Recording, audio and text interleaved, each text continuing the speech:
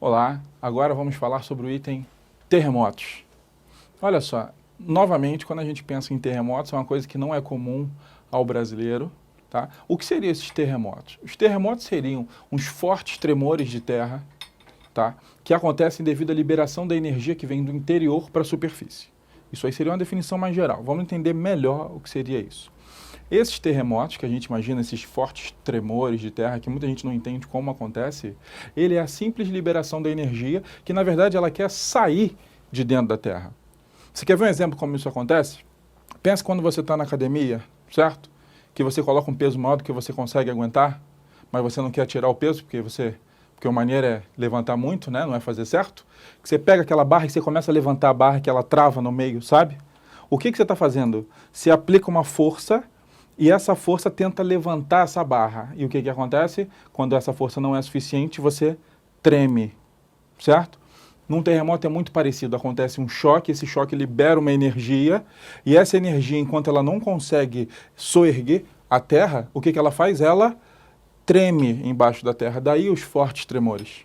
Só que aí você já pensa numa coisa. Os terremotos de maior magnitude, o que eles fazem? Eles literalmente conseguem levantar os blocos de terra. Teve um terremoto fortíssimo no Chile, onde as imagens eram muito fortes, onde poderíamos ver, inclusive, viadutos de cabeça para baixo.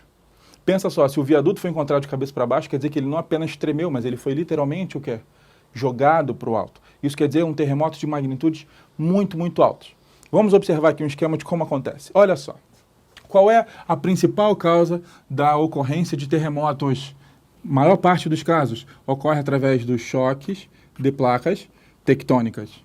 Logo, aqueles países que se encontram na borda das placas tectônicas são os que mais têm ocorrências de terremoto, certo? Grava isso. Então, olha o que acontece.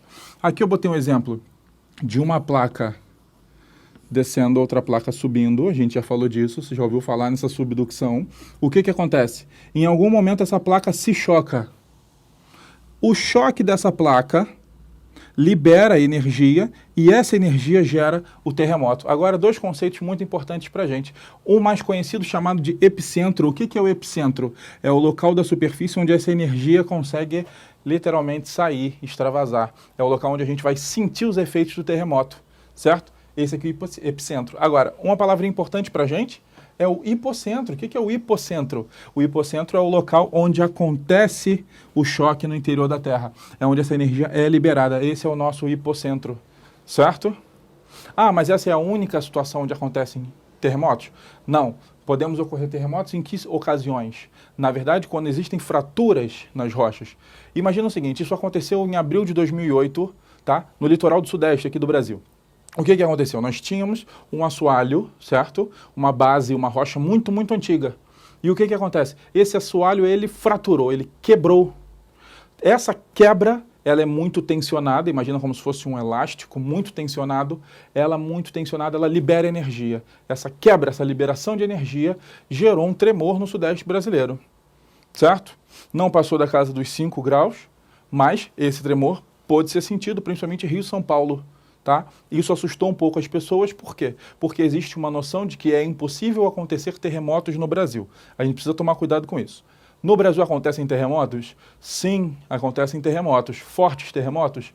Não, aí é outra história. Por quê? Porque os terremotos de maior magnitude acontecem nas áreas de encontro de placas tectônicas. E o Brasil ele está posicionado no centro de uma placa tectônica. Ou seja, não existem em território brasileiro choques de placas, como esse exemplo aqui que eu dei para vocês. Ou seja, o território brasileiro sofre terremotos? Sim, só que aqueles terremotos um pouco mais fracos. Tivemos casos, por exemplo, a 370 quilômetros de Cuiabá, onde ocorreu um terremoto de 6,2 na escala Richter. Lembrando para você, o que é essa escala Richter?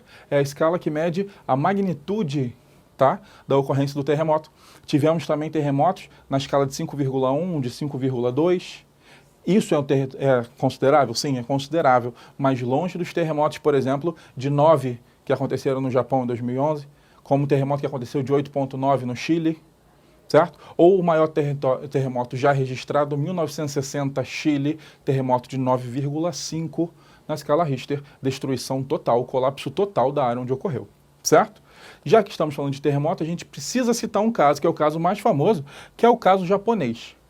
Se eu falei para vocês o seguinte, onde acontecem os terremotos? Principalmente nas áreas de encontro de placa, olha a posição do Japão entre as placas Eurasiana, Pacífica e Filipinas. Preste atenção, se encontro de placa já é complicado, o Japão está basicamente no encontro internacional das placas, é quase uma conferência.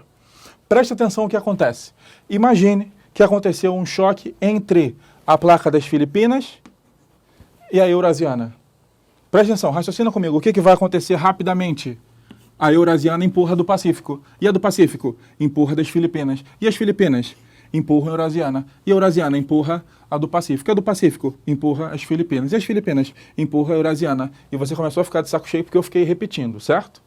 Isso porque eu passei 10 segundos falando de choque de placa. Imagina se você mora no país. Imagine se cada vez que isso acontece, em vez de ficar chateado, aconteça um tremor de terra. Por isso que quando estudamos terremotos, o Japão é sempre o principal caso. Tá? A existência de 3 placas dentro do território japonês faz com que o número de terremotos lá seja altíssimo. Certo? Quando pensamos em terremoto, temos que pensar, de um lado, no intenso número de terremotos japoneses e do outro, na quase ausência de terremotos brasileiros ou apenas com terremotos muito fracos. Ambos são temas muito fortes em provas. Tá? De um lado, a forte tectonia do Japão, do outro lado, a calmaria, a estabilidade brasileira. Certo?